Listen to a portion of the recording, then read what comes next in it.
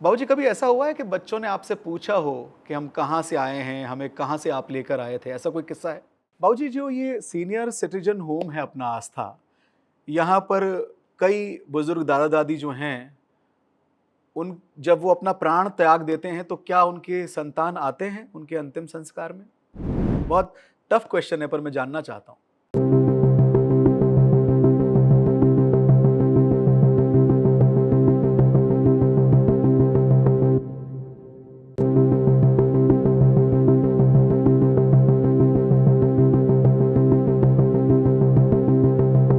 नमस्कार साथियों, मैं हूं रेक्स आपके साथ हाजिर हूं जोधपुर पॉडकास्ट का 5वां एपिसोड लेकर। आज मैं नवजीवन संस्था के मुखिया या फिर यूं कहें इस परिवार के वो व्यक्तित्व जो हम सबको सेवा का भाव सिखा रहे हैं, और अगर आप इन्हें सेवा का पर्यायवाची शब्द कहें तो भी कोई अतिशयोक्ति नहीं होगी। आज मैं नवजीवन संस्थान में हूं और आज जोधपुर पॉडकास्ट के हमारे खास मेहमान हैं राजेंद्र परिहार सर, जो कि इस संस्था के मुखिया भी हैं और हम सबके मार्गदर्शक भी। जोधपुर पॉडकास्ट का ये एपिसोड जिसे सहयोग किया है सुरेश राठी ग्रुप ने। सबसे पहले बाबूजी आपका बहुत बहुत आभार आपके वैल्यूएबल टाइम के लिए। बाबूजी, नवजीवन संस्थान को जो जानते हैं वो तो जानते ही हैं, पर जो हमारे नए दर्शक हिंदुस्तान भर में या दुनिया भर में देख रहे हैं, उनको थोड़ा आप संक्षिप्त में बताएं नवजीवन संस्थान के शाखाओं के बारे में, इसकी कार्यप्रणाली के बारे में।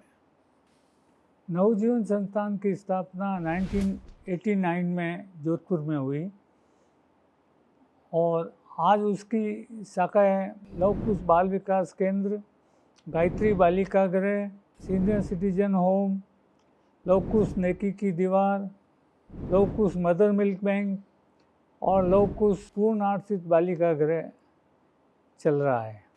और इन 5 शाखाओं में क्या क्या कार्य होते हैं, कैसे लोग जुड़ सकते हैं सेवा के इस कार्य से? लव कुश बाल विकास केंद्र में जो असहाय घर से फेंके हुए बच्चे जो हमें कचरा पेटी में, रेलवे साइडिंग में, गंदे नाले में या हमारे पालने में आते हैं, वो बच्चे हमारे पास रहते हैं। उन बच्चों को जितना जल्दी हो सके स्वस्थ करके और उनको, जिनके बच्चे नहीं होते हैं, ऐसे माँ बाप को गोद दिए जाते हैं। दूसरा, जो बच्चे गोद नहीं जाते हैं वो यहीं रहते हैं, और जो सिंगल पेरेंट्स के जो बच्चे हैं वो गायत्री बालिका गृह में रहते हैं और अपने यहाँ से ही स्कूल जाते हैं। सभी बच्चे कॉन्वेंट स्कूल में पढ़ते हैं। सबके रहने के लिए बड़ी अच्छी जगह बना रखी है हमने। 4 हॉल बना रखे हैं, एयर कंडीशन, बच्चों का स्टडी रूम है, कंप्यूटर रूम है, स्विमिंग पूल है, फिजियोथेरेपी सेंटर है, लाइब्रेरी है। सभी बच्चों को सारी सुविधाएं प्रदान की जाती है। हमारे यहाँ से बच्चियाँ nursing, LLB, BA, BSc, BCom, MCom ये सभी कर चुकी है। और आज तक हमने जो बच्चियां बड़ी हो जाती है, जिनकी पढ़ाई पूरी हो जाती है, उनको शादी करके उनका पुनर्वास कर देते हैं। आज 27 बच्चियों की हमने शादी कर दी है और शादी के बाद में भी उससे रिलेशन मेंटेन रखने के लिए उसकी पहली डिलीवरी भी संस्थान में ही कराते हैं। उसके बाद में तीसरा यूनिट हमने शुरू किया सीनियर सिटीजन होम। उसके अंदर घर से या अपनी इच्छा से निकले हुए वृद्धजन आकर रहते हैं। आज करीब 70 वृद्धजन वहाँ रह रहे हैं और सबके लिए बहुत अच्छी 3 स्टार होटल जैसी व्यवस्था है और सभी स्वस्थ हैं। सबके लिए डॉक्टर का एक है, डिस्पेंसरी रखी हुई है। कोई उसमें उनके रहने में, उनके स्वास्थ्य में कोई प्रॉब्लम नहीं होती है। तीसरा संस्थान जो है नेकी की दीवार है। हमारे यहाँ कपड़े दीवार पे टांग देते हैं, आवश्यकता वाले लोग आते हैं, लेके चले जाते हैं। रोज़ 80 से 100 लोग आते हैं और कपड़े लेके चले जाते हैं। उनको पहनने को उनके नाप के अनुसार कपड़े मिल जाते हैं। तीसरा, हमारे यहाँ जो बच्चे आते हैं 1 किलो के बच्चे आते हैं, नवजात बच्चे। अब उनको इम्यूनिटी इतनी कमज़ोर होती है कि वो बीमारी से लड़ नहीं सकते हैं। तो उनके लिए हमने एक मदर मिल्क बैंक की स्थापना की और माँ का दूध हम गाँवों में जाकर कैंप लगाकर दूध लेके आते हैं और उसको यहाँ मदर मिल्क बैंक में प्रोसेस करते हैं। उसको बैक्टीरिया फ्री करने के बाद में -20 डिग्री टेम्परेचर पे फ्रिज पे रख देते हैं, जो 6 महीने तक हमारे यहाँ के बच्चे और जोधपुर के शहर के बच्चे भी, जिनकी माँ नहीं होती है, वो भी बच्चे यहाँ दूध पीते हैं। उसके बाद में हमने शुरू किया लौह कुश बालिका पूर्ण आर्थिक गृह। इसके अंदर जो बच्चे पूर्ण आर्थिक हैं, जो अपनी करवट नहीं बदल सकते हैं, बैठ नहीं सकते हैं, बोल नहीं सकते हैं, उठ नहीं सकते हैं, ऐसे बच्चों को हम रखा जाता है। और शहर से भी बच्चे आते हैं जिनकी माँ उनको अपने पास रखती थी, कहीं काम पे नहीं जाती थी। जब से हमने शुरू किया है तो माँ ने यहाँ बच्चे लाके रखने शुरू किए हैं और हम उनकी सेवा करते हैं और माँ एकदम फ्री है और अपना काम करती है। तो आप ये कह सकते हैं कि सेवा ही इस मंदिर का मुख्य कार्य है और हम सबके लिए प्रेरणा भी है। इस सेवा को ये आज से नहीं, 1989 से स्वर्गीय भगवान सिंह परिहार साहब के आशीर्वाद से ये संस्था शुरू हुई और उस समय से लेकर आज तक हजारों बच्चों को ये हेल्प कर रहे हैं। आप ये भी कह सकते हैं कि दुनिया में जिनका कोई नहीं, उनका नवजीवन संस्थान है। बाबूजी, मैं आपसे जानना चाहूँगा कि आप संस्था से कब जुड़े? बाबूजी का तो काम मैंने देखा हुआ है। जब बाबूजी ने संस्था शुरू की थी 89 में, तब से बाबूजी के साथ जुड़ा हुआ हूँ। और यहाँ पर कितने, अभी वर्तमान में कितने बच्चे हैं? अभी 42 बच्चे हैं और करीब 1504 बच्चे हमने गोद दे दिए हैं। अरे वाह, 1504 बच्चे हिंदुस्तान या दुनिया भर में? हिंदुस्तान में भी दिए हैं और विदेशों में भी दिए हैं। अच्छा, तो ये जो बच्चों को आप गोद देते हैं, उनका क्या प्रोसेस रहता है? बच्चे को गोद देने के लिए अभी पिछले 15 साल से ये चल रहा है कि बच्चों का ऑनलाइन रजिस्ट्रेशन कराते हैं माँ बाप जो बच्चे लेना चाहते हैं कारा में, और फिर कारा उनको बच्चा दिखाती है। वेटिंग लिस्ट में नंबर आने के बाद में उनको बच्चा देने के लिए हमें बोलती है। हम आगे की कार्रवाई करके उनको बच्चा, जो भावी माता पिता है, उनको बच्चा दे देते हैं। मतलब पूरा लीगल प्रोसेस है? पूरा लीगल प्रोसेस। अच्छा बाबूजी, मैं ये जानना चाहूँगा कि जैसे आपने जिक्र किया कि जो बच्चे हैं उनको कोई पालने में छोड़ जाता है या किसी रेलवे ट्रैक पर आपको बच्चे मिलते हैं, आपसे मैं थोड़ा ये जानना चाहता हूँ, कोई ऐसा इंसिडेंट आप शेयर करना चाहेंगे जिस समय आपको भी बहुत दुख हुआ कि लोग ऐसा कैसे कर देते हैं? ऐसा कोई ऐसा वाकया? एक बार मैं घर पे था, एक टेलीफोन आया कि शास्त्री नगर में एक डस्टबिन के अंदर एक आवाज़ आ रही है, एक बच्चा है और आप उसको लेके जाइए। मैं वहाँ गया तो देखा कई लोग आसपास खड़े थे, तो मैंने जैसे ही उसको हाथ से उठाया तो मैंने कहा आपने बहुत लेट कर दिया, ये बच्चा तो चला गया।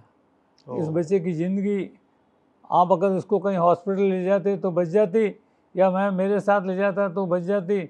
आज ये बच्चा चला गया। तो उसको जब मैंने देखा तो मुझे भी बहुत दुख हुआ कि क्यों लोगों में ऐसा एडवर्टाइज किया कि आप पालने में बच्चे को डालें, कचरे के डस्टबिन में नहीं डालें, रेलवे साइडिंग में नहीं डालें, ताकि बच्चे की केयर हो सके। आप बच्चे को रखना नहीं चाहते हैं, हम रखने को तैयार हैं।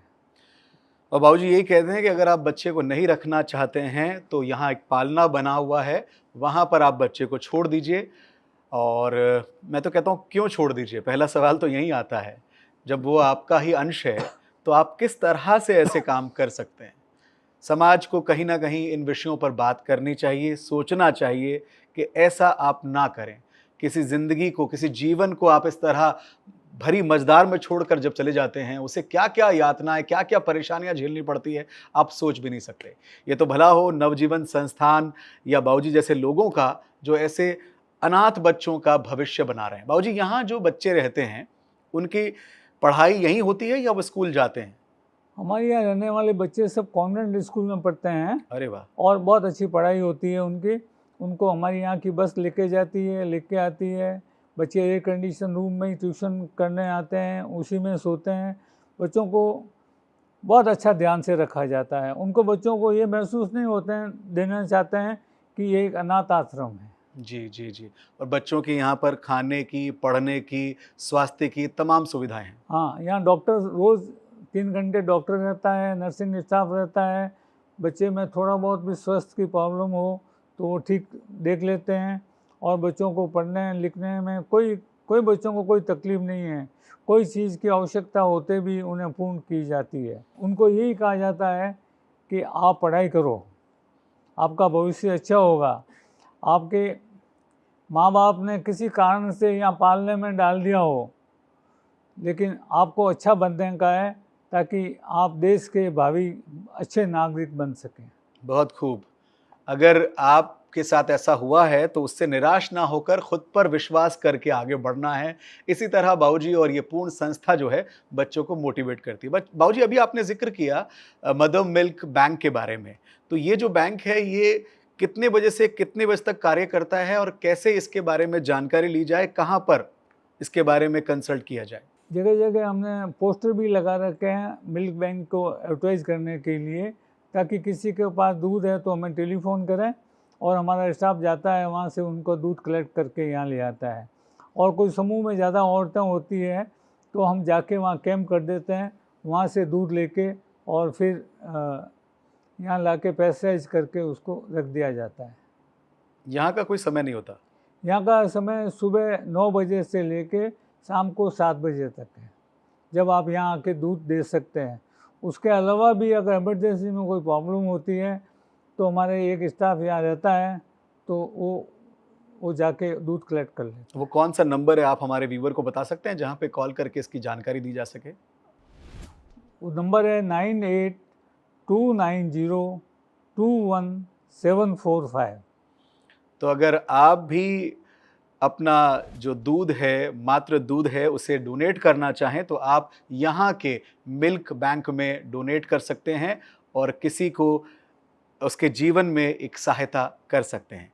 मैं बात करूं सीनियर सिटीजन होम की, तो वहाँ जैसा कि आपने बताया कि 70 दादा दादी रहते हैं, वहाँ किस तरह की व्यवस्थाएं हैं उन सब के लिए? वहाँ सबके लिए रहने के लिए सबको डॉर्मेट्री भी बनी हुई है, रूम भी बने हैं और फ्लैट्स भी बने हुए हैं। तो आवश्यकता के अनुसार उनको अलॉट किया जाता है। और वहाँ पर एक डिस्पेंसरी भी है। वहाँ खाने पीने का इतना ध्यान रखते हैं कि रात को सोते वक्त सब वर्दों को 1 गिलास दूध दिया जाता है। और हमारे यहाँ वर्द सब कहते हैं यहाँ आने से हमारी लाइफ बढ़ गई है। हम तो सोचते थे कि घर से निकले जल्दी चले जाएंगे, लेकिन यहाँ खाना और सब चीज़ टाइम पे मिलने के कारण, सत्संग होने के कारण, कई लोगों से विचार आदान प्रदान होने के कारण हमारी लाइफ बहुत अच्छी हो गई। कभी ऐसा हुआ है बाबूजी कि कोई पुत्र या पुत्री वापस आए हों अपने माँ बाप को लेने सीनियर सिटीजन होम से? हमने आज तक 89 लोगों को काउंसलिंग करके वापस घर भेजा। अरे वाह।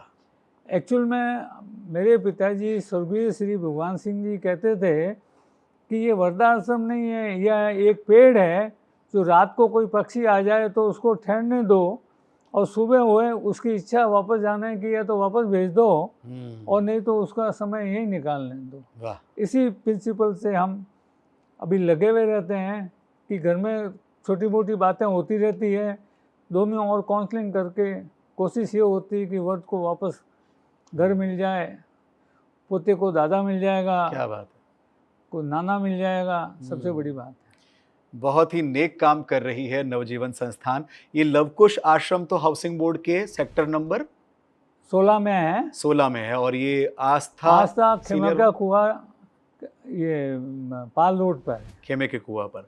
और ये जो अभी आपने मुझे बताया कि संपूर्ण आश्रित बच्चों को भी आप रखते हैं, हाँ, वो यही हैं? वो बच्चे यहीं रहते हैं लवकुश शिशु गृह में।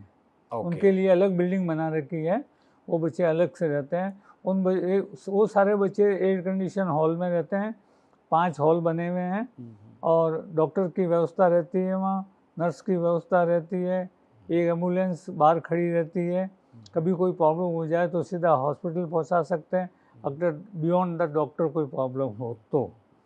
और सभी लोगों के फिजियोथेरेपिस्ट रोज आते हैं, वो सबको एक्सरसाइज कराते हैं ताकि उनके हाथ पांव चलते रहें। ओके। और हम लोग अभी हाइड्रोथेरेपी भी स्टार्ट की है। अरे बहुत से बच्चे सीपी के आते हैं जिसके मसल्स बहुत वीक होते हैं, हड्डियां बहुत कमज़ोर होती है, तो उनको हाइड्रोथेरेपी से, हाइड्रो वाटर थेरेपी है, उससे ठीक हो जाते हैं। बहुत खूब।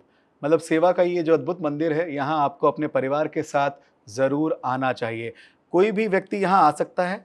कोई भी व्यक्ति सुबह 9 बजे से लेके शाम को 6 बजे तक यहाँ विजिट कर सकता है, यहाँ भी कर सकता है, और हमारा जो सीनियर सिटीजन होम है वहाँ भी कर सकता है। वो आके वक्त से भी मिले, हमारे बच्चों से भी मिले, बहुत अच्छा लगता है हमको। देखिए, इतना बड़ा नेक काम और इतनी बड़ी सेवा जो है, लोगों के सहयोग से भी कहीं ना कहीं मोटिवेट होती होगी। तो मैं थोड़ा आपसे जानना चाहता हूँ, कौन कौन से संस्थान हैं जो इस संस्था को सहयोग भी करते हैं? हम लोग गवर्नमेंट कोई सब्सिडी नहीं लेते हैं। जोधपुर की पब्लिक है, हमारी इतनी ट्रांसपेरेंसी है कि जोधपुर की पब्लिक है वो हमें हेल्प करती रहती है, उसी के कारण पूरी संस्था चलती है। और कोई किसी संस्था से हम कोई ऐसा कोई हेल्प नहीं लेते हैं। क्यों कि हमारे पास इतने पैसे जोधपुर की जनता दे देती है, जितने हमारा खर्चा चल जाता है, तो आवश्यकता नहीं रहती है। अभी कितना स्टाफ है अगर पूरे संस्थान की मैं बात करूँ तो? अभी पूरे संस्थान में करीब 52 का स्टाफ है। अगर मैं इन आंकड़ों की बात करता हूँ तो पहले मैं अगर लवकुश शिशु गृह की बात करता हूँ तो यहाँ कितने बच्चे हैं? यहाँ 42 बच्चे हैं। और बालिका गृह में? बालिका गृह में 18। और वृद्धजन आश्रम में 70। 70। और पूर्ण रूप से आश्रित 17 बच्चे हैं। 17 बच्चे हैं। बहुत बड़ा परिवार है। सेवा के लिए कई लोगों की आवश्यकता भी पड़ती है। अगर आप भी इस संस्था को सहयोग करना चाहें तो नीचे स्क्रीन पर आपको सारी डिटेल आ रही है, इस पर आप इनसे संपर्क कर सकते हैं, या फिर आप हाउसिंग बोर्ड के 16 सेक्टर में आकर बाबूजी से स्वयं मिल सकते हैं, संस्था देख सकते हैं, और जो आपसे संभव हो सके वो सहायता सहयोग आप कर सकते हैं। मैंने ये भी सुना है बाबूजी कि यहाँ पर जो बच्चे रहते हैं उनके शादी का कार्यक्रम भी आप एकदम भव्य तरीके से ऑर्गेनाइज करते हैं। बिल्कुल सही बात है। जब भी बच्चे शादी लायक होते हैं तो जैसे मैंने पहले बताया कि हमारा सबसे बड़ा उद्देश्य ये है कि बच्चों को ऐसा महसूस नहीं हो वो अनाथ है। तो जो नॉर्मल शादी होती है उससे अच्छी शादी करने की कोशिश करते हैं। जो शादी की सारी रस्में हम लोग यहाँ अदा करते हैं, और बहुत बड़ा आयोजन करते हैं। 2-3 आयोजन करते हैं, एक शादी में 2-3 आयोजन बड़े करते हैं।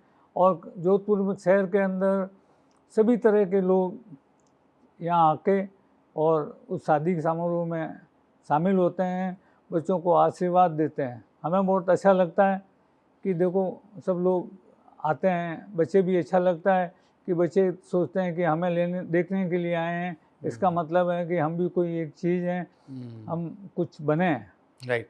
अच्छा, जो बच्चे यहाँ से पास आउट होते हैं, जिनकी आप शादी करवाते हैं, जिनका घर बसता है, वो लोग भी संस्था से जुड़े रहते हैं, सपोर्ट करते हैं आगे? हाँ, वो सपोर्ट तो हम उनसे नहीं लेते हैं क्योंकि सभी बालिकाएं हैं। अच्छा, तो ओके। हमारे यहाँ राजस्थान में और जोधपुर में खास तरह सिस्टम है कि जो बहन बेटी से नहीं लेते हैं। तो हम लोग उनसे कुछ नहीं लेते हैं, बल्कि कोई भी तीज त्यौहार होती है तो हमारे यहाँ से हम लोग उनको सारे जितने भी तीज त्यौहार हैं गिफ्ट भेजते हैं उनको। अच्छा, तो यहाँ लड़के नहीं रहते? लड़के नहीं रहते हैं, खाली लड़के ही रहती है। शिशु गृह में भी? हाँ, लड़के सब गोद चले जाते हैं, और कोई लड़के बचते हैं तो फिर दूसरी जगह शिफ्ट कर देते हैं। तो 6 साल तक आपने कहा लड़के गोद चले जाते हैं, तो लड़कियां गोद नहीं जाती? ना, लड़कियां गोद जाती हैं, लड़के जल्दी चले जाते हैं। अच्छा, लड़कियों के लिए थोड़ा देर होती है। हाँ, अभी भी वो मान्यता है, मतलब कहीं ना अभी कहीं? तो बहुत कम है, अब पहले से बहुत कम। पहले तो लोग लड़कियां ले जाते नहीं थे। तो देखिए, ये भी एक विडंबना है कि इस संस्थान से जब बच्चों को गोद लेने के लिए लोग आते हैं, वहां पर भी प्रायोरिटी लड़कों की है। मेरा तो निवेदन यही है कि लड़का हो या लड़की हो, यहाँ जो बच्चे हैं वो ईश्वर का एक तोहफा है, उसे अच्छे मन से स्वीकार कीजिए। बाबूजी, मैं आपसे जानना चाहूँगा कि स्वर्गीय भगवान सिंह जी परिहार साहब ने 1989 में इस संस्था को शुरू किया था, तो कोई प्रेरणा थी कि मुझे इस संस्था को क्यों शुरू करना है? भाऊजी की बचपन से ये था कि कुछ न कुछ सेवा कार्य करते थे। एक बार ड्रग एडिक्शन सेंटर मानकलाव में कोई प्रोग्राम था, क्योंकि वो भी उसके मेंबर थे, वो चलाते थे। तो वहाँ पर कोई दिल्ली से महिला एंड बाल विकास केंद्र से कुछ आईएएस ऑफिसर आए हुए थे। तो उन्होंने कहा कि हम जोधपुर में एक हमारा बच्चों का गृह है, उसको कोई सही ढंग से संभाले तो बहुत अच्छी बात है। तो ऐसे करते करते वो बाबूजी को उसको दिखाया, तो बाबूजी ने वहाँ बच्चों की जो हालत देखी, उनको सहन नहीं हुई, तो उन्होंने कहा कि नहीं, मैं ये शुरू कर दूंगा। तो उस गवर्नमेंट के अंदर 5 बच्चे थे, वो 5 बच्चे उन्होंने बाबूजी को दे दिए और बाबूजी ने इस संस्था को शुरू कर दिया। और पहला यहीं हाउसिंग बोर्ड से शुरू हुआ था? पहला हमारे पास जगह नहीं थी, हमारा एक फ्लैट था, वहाँ पर शुरू किया था। अच्छा। लेकिन फ्लैट ऊपर था, पालना नीचे था, बहुत सारी प्रॉब्लम होती थी।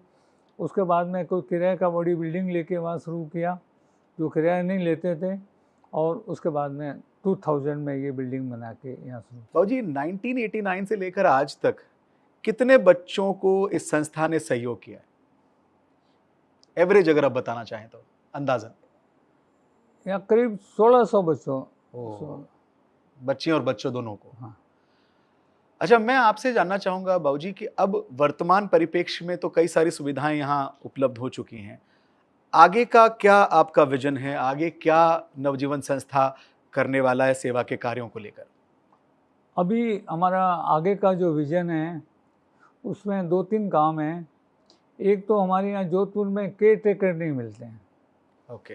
चाहे वर्थ को संभालना हो, चाहे बच्चों को संभालना हो, तो हम एक ऐसा एक कोर्स शुरू करेंगे कि केयर टेकर का कोर्स शुरू करेंगे, ताकि घरों में जाकर वो उस बच्चों को और बुजुर्गों को संभाल सके। आज यहाँ मिलते नहीं हैं। पर कई संस्थानें हैं जो केयर टेकर्स प्रोवाइड कराती हैं। वो जोधपुर से नहीं, बाहर से हैं। अच्छा अच्छा। जोधपुर में उनको ट्रेनिंग देने वाला भी कोई नहीं है, तो ट्रेनिंग देंगे, थोड़ी नर्सिंग की ट्रेनिंग जैसी ट्रेनिंग होती है वो देने के बाद में वो लोग वहाँ जाएंगे। उसके अलावा हमारा ये विचार है कि जो ऐसी लेडी है जो विडो है या तलाकशुदा है, जिसको काम चाहिए, तो उनको हम कोई एक छोटे ऐसे प्रोजेक्ट बना के, ग्रुप बना के उनको काम पे लगाने का, स्किल डेवलपमेंट का कहीं ना कहीं आपका उद्देश्य है। अच्छा बाबूजी, संस्था को तो आप पूरा समय देते हैं, आपके परिवार के सदस्य कभी आपसे शिकायत नहीं करते कि हमको कब समय देंगे आप? परिवार वालों को सबको पता है कि वो भी एक परिवार है जो हमारे बाबूजी ने शुरू किया है, उसको भी संभालना पड़ेगा। और मेरी जो धर्मपत्नी है वो मेरा घर भी संभालती है और यहाँ भी दिन को आके ये संभालती है। और आपको भी? हाँ। और हमारे जो बच्चे हैं, मेरे जो ग्रैंडसन हैं, वो भी अभी से ऐसे सेवा भाव में लगे रहते हैं। तो आगे से आगे दर पीढ़ी दर ये सिस्टम चलता है। तो आपके कितने बच्चे हैं? एक लड़का और 2 लड़के हैं। क्या करते हैं वो? लड़कियाँ बाहर है और लड़का यही है, मेरे साथ फैक्ट्री में इंजीनियर है। अरे वाह। तो बाबूजी की फैक्ट्री भी है, वो काम भी चलता है, पर आप अपने जीवन के प्रत्येक दिन के 7 से 8 घंटे जो हैं वो संस्था को देते हैं, सेवा के काम को देते हैं। नमस्कार, मैं शोभा परियार, नवजीवन संस्थान की ट्रस्टी। जब से इस संस्थान की स्थापना हमारे पूजनीय ससुर जी श्रीमान भगवान सिंह जी परियार ने की है, तब से मैं इस संस्थान के साथ जुड़ी हुई हूँ और उन्हीं की प्रेरणा से सेवा के लिए तत्पर रहती हूँ और कई प्रकार की सेवाएं मैंने दी है संस्था को। जैसे कि जब हमारी संस्था से बच्चा कोई गोद जाता है तो उनके भावी माता पिता को मैं उस बच्चे के बारे में संपूर्ण जानकारी देती हूँ और उन्हीं माता पिता को उसके लालन पालन के बारे में विचार परामर्श करती हूँ। थोड़ा उनसे अपना आइडिया उनको देती हूँ, थोड़ा उन्हें समझाती हूँ, थोड़ा वो जो जानते हैं वो सब ज्ञान लेती हूँ। इस तरह से विचार परामर्श चलता है। जब हमारे संस्था की बालिकाएं बड़ी हो जाती हैं तो उनके लिए शादी करना ही हम लोग उचित समझते हैं और उनके लिए योग्य वर ढूंढने का कार्य करते हैं। और जब हमको उनका वर मिल जाता है तो चॉइसेस होती हैं लड़कियों के पास में कि किसको वो चाहेंगी, किसके साथ शादी करना चाहेंगी, तो वो अपना चयन कर लेती है कि हम इनके साथ शादी करेंगे। तो जैसे उनकी चॉइस होती है उस हिसाब से उसके साथ उनकी शादी कर देते हैं, और जब शादी से पहले उस बच्ची को हम किस तरह ससुराल में रहना, कैसे अपना कर्तव्य का पालन करना, परिवार में कैसे एडजस्ट होना और अपना उत्तरदायित्व कैसे निभाना, ये सब चीज़ें सिखाते हैं। और परिवार के सभी कार्य हम उनको सिखाते हैं। और जब उनके शादी के बाद जब प्रथम प्रसव होता है, उस समय उन बच्चियों को हम हमारे यहाँ लाते हैं और उनकी पहला प्रसव हमारे यहीं ही होता है। पहले तो मैं अपने घर में ही लाती थी, लेकिन अब संस्थान में व्यवस्था कर दी गई है कि प्रसव संस्थान में ही कराया जाता है। आफ्टर हॉस्पिटल बच्चियाँ वहीं आती हैं, पहले भी आ जाती हैं कुछ जो बाहर रहती हैं, और कुछ जो यहाँ रहती हैं वो डिलीवरी के बाद आ जाती हैं कि उनकी सब देखभाल, उनको बच्चों को कैसे केयर करना, बच्चों को कैसे उनका बच्चों का लालन पालन कैसे करना, ये सब हम उस बच्ची को वहीं सिखाते हैं। आस्था में भी जो बुजुर्ग हैं उनके साथ बैठना, बातें करना, उनकी समस्याएं सुनना, उनकी समस्याओं का समाधान करना और उनके साथ समय बिताना, जो कि उनको बुढ़ापे में उनको समय ही चाहिए होता है, और तो क्या चाहिए उन्हें, तो वो सब भी कार्य हम करते हैं। और मदर्स मिल्क बैंक के तहत मैं और मेरे सहयोगी और सब लोग हम लोग मिलके कैंप्स लगाते हैं, दात्री माताओं से दूध इकट्ठा करते हैं और उन नवजात शिशुओं को पहुंचाते हैं जिनको माँ का दूध नसीब नहीं होता। ये सब प्रेरणा, सेवा का कार्य हमने हमारे बाबूजी के साथ ही रहते सीखा है। बाबूजी की भी सेवा करते थे, घर की सेवा करते करते कब हम इस संस्थान से सेवा से जुड़ गए हमें पता भी नहीं चला, लेकिन बाबूजी का दुलार हम लोगों पे बना रहा और उनका आशीर्वाद सदैव हमारे साथ है। हम ऐसा अनुभव भी करते हैं, क्योंकि हमारे हर एक कार्य संस्था में जो होते हैं, जब भी कहीं अटकते हैं वो अपने आप ही सॉल्व हो जाते हैं। बाबूजी का नाम याद करते हैं या बाबूजी को याद करते हैं तो अपने आप ही हमारी सारी समस्याओं का समाधान हो जाता है। धन्यवाद। बाबूजी, कभी ऐसा हुआ है कि बच्चों ने पूछा हो कि आप हमको कहाँ से लेके आए थे, हम कहाँ के रहने वाले हैं? एक बच्ची हमारे यहाँ विदेशी कपल लेके गए थे। जब वो लड़की 19 साल 20 साल की हो गई, तब वो लड़की जोधपुर आई और मेरे को आके बोलती है कि मैं कहाँ से लाई गई हूँ, ओके। मेरे को वो जगह बताई जाए जहाँ से वो लेके आए हैं। तो हमने सारा रिकॉर्ड चेक किया। रिकॉर्ड चेक करने के बाद में हमने ये पाया कि चांद पोल के ऊपर पहाड़ी पे बिजली घर के पास में वो लड़की मिली और उसको वो जगह दिखाई और वो इतनी खुश हुई कि मैं यहाँ से लाके और यहाँ मेरा जीवन बड़ा हुआ, तो बहुत खुश हुई। सेवा का मंदिर नवजीवन संस्थान। बाबूजी, मैं आपसे जानना चाहूँगा, कई लोग जो हैं वो सेवा करना चाहते हैं, हर आदमी अपने सामर्थ्य से कुछ ना कुछ मदद करना चाहता है, तो आप हमारे इस पॉडकास्ट के माध्यम से निवेदन करना चाहेंगे कि कौन कौन सी संस्था पर किन किन वस्तुओं की आवश्यकता होती है जो लोग डोनेट करना चाहें तो डोनेट कर सकें? हमने एक बहुत अच्छा सिस्टम बना रखा है जी। कि हमें जो खाने पीने का राशन की जो या कोई भी जो आवश्यकता होती है, तो गेट के बाहर एक बोर्ड लगा रखा है। अच्छा। कि हमको ये चीज़ों की आवश्यकता है, मेडिकल लाइन में ये आवश्यकता है, शिक्षा लाइन में ये आवश्यकता है, खाने पीने में ये आवश्यकता है, ऐसे नंबर लिखे होते हैं। तो यहाँ से जो पब्लिक निकलती है वो कार से उतर के फ़ोटो खींच के ले जाती है और सामान ला के हमें दे देती है। क्या बात है। और एक दूसरा हमने सिस्टम बना रखा है, बहुत छोटा सा सिस्टम बना रखा है कि अगर कोई चाहे बच्चों को नाश्ता देना तो हम 300 रुपये लेते हैं। अगर वो चाहे कि बच्चों को खाना खिलाना है तो 700 रुपये लेते हैं एक टाइम के। तो कई लोग मेरे को पूछते हैं ये ऐसा क्यों किया गया है, इतना कम अमाउंट से आपका खर्चा कैसे चलता है? बिल्कुल। तो हम ये बताते हैं कि हमारा एम पैसे लेने का नहीं है, हमारा एम है छोटे बच्चों को वो अपने हाथ से कुछ देना सीखे। 700 रुपये तक उनकी पॉकेट मनी होती है, वो आराम से निकाल के दे सकते हैं। क्या बात। बोलते हैं अंकल हमारी तरफ से नाश्ता। अरे वाह बहुत खूब। हर एक का हाथ सेवा के भाव से आगे बढ़े, इस भावना से इन्होंने ये सुविधा भी उपलब्ध यहाँ पर करवाई है। मैं हमारे तमाम व्यूअर्स से ये हाथ जोड़कर विनती करना चाहूँगा कि परिवार के साथ समय निकालकर इन तमाम संस्थानों में जाइए और देखिए किस तरह लोग सेवा करते हैं। निश्चित रूप से आपके विचारों में भी एक पॉजिटिविटी आएगी, जो भी कार्य आप कर रहे हैं उसमें भी कमाल की ऊर्जा आपको महसूस होगी। ये है नवजीवन संस्थान। सर, जब मैं अभी ये संस्था देख रहा था तब मैंने एक हॉल देखा जहां लिखा था वोकेशनल कोर्सेज। ये क्या कार्य है जो नवजीवन संस्थान कर रहा है? आपने ये देखा होगा, ज़रूर देखा होगा कि हमारे यहाँ जहाँ हमारी ये संस्थान है वहाँ आसपास में निम्न वर्ग के लोग काफ़ी रहते हैं, ज़रूरतमंद लोग रहते हैं। ऐसी लड़कियां हैं जिनको हम लोग फ्री में यहाँ पढ़ाई कराते हैं, जिसके अंदर फैशन डिज़ाइनिंग, सिलाई और ब्यूटी पार्लर का कोर्स 4-4 महीने में करवाते हैं और उसके बाद में उनको ये सजेस्ट करते हैं या हमारे यहाँ से जो सामान होता है वो देते हैं कि अपनी दुकान खोल लो। हम ये सोचते हैं जैसे सिलाई सिखाने का हो तो हम पहले उससे पूछते हैं कि आप कौन से एरिया में रहती हो, उस एरिया में ज़्यादा किस तरह के लोग रहते हैं, तो कैसे कपड़े पहनते हैं, तो उनको वो कपड़े सिलाना सिखाते हैं ताकि वो अपने एरिया में एक दुकान लगा के बैठ के अपने कपड़े सिलाई कर सकें। और ये वोकेशनल कोर्सेज निःशुल्क होते हैं? ये निःशुल्क, कोई हम पैसा नहीं लेते हैं, फ्री है।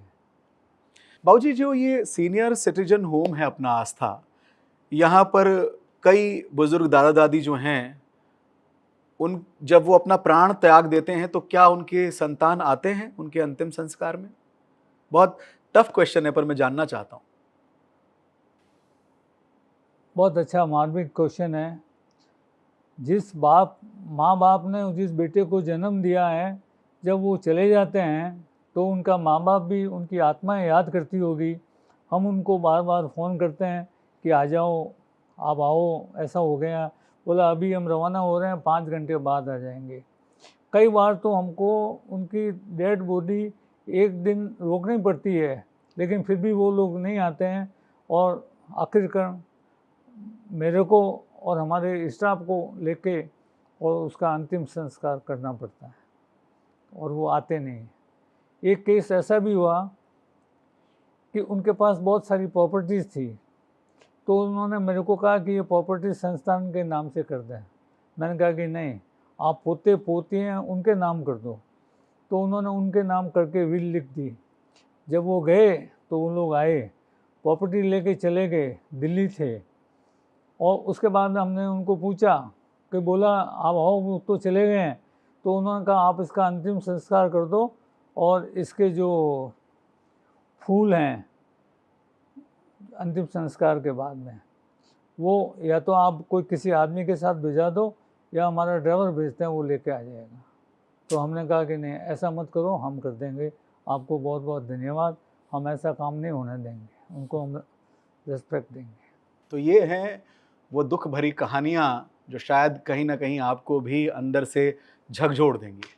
मैं निवेदन करता हूँ ऐसे बच्चों से, ऐसे उन औलादों से कि प्लीज़ जिन्होंने आपको जीवन दिया है उनके साथ ऐसा ना करें। यही आपके सच्चे भगवान हैं। नवजीवन संस्थान की ये जो जर्नी मैं आपको इस पॉडकास्ट में थोड़ा सा भी महसूस करवा पाया हूँ, ये बहुत कम है। ये सेवा का ऐसा मंदिर है, जितनी भी हम तारीफ करें उतना कम। पर अब वक्त है कि हम ये दुआ करें कि इन संस्थानों में ना तो बच्चे ना ही बुजुर्ग आएं, जो हैं वो अपने अपने जीवन के सपनों को साकार करने के लिए आगे बढ़ जाएं। ये वक्त है थोड़ा सा समाज को बदलने का।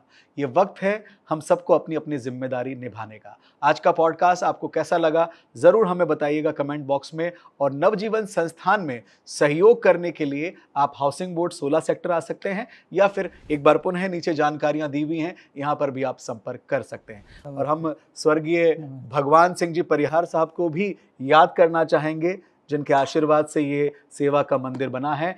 मैं दिल से धन्यवाद देना चाहूँगा राजेंद्र परिहार साहब आपको, आपकी संस्था में काम करने वाले प्रत्येक व्यक्ति को जो इतनी बढ़िया सेवा यहाँ पर कर रहे हैं। ईश्वर आप सबकी मनोकामनाएं पूर्ण करे और जो सेवा आप कर रहे हैं उसका फल आपको भी और इन बच्चों को भी ज़रूर मिलता रहे। और हमसे जो बन पाएगा हम भी उस सेवा के कार्य को ज़रूर से निभाएंगे। आपको हमारा आज का पॉडकास्ट कैसा लगा ज़रूर बताइएगा। वीडियो को शेयर कीजिएगा, चैनल को सब्सक्राइब कीजिएगा। बहुत बहुत शुक्रिया। आप देख रहे थे Jodhpur podcast presented by Suresh Rathi group.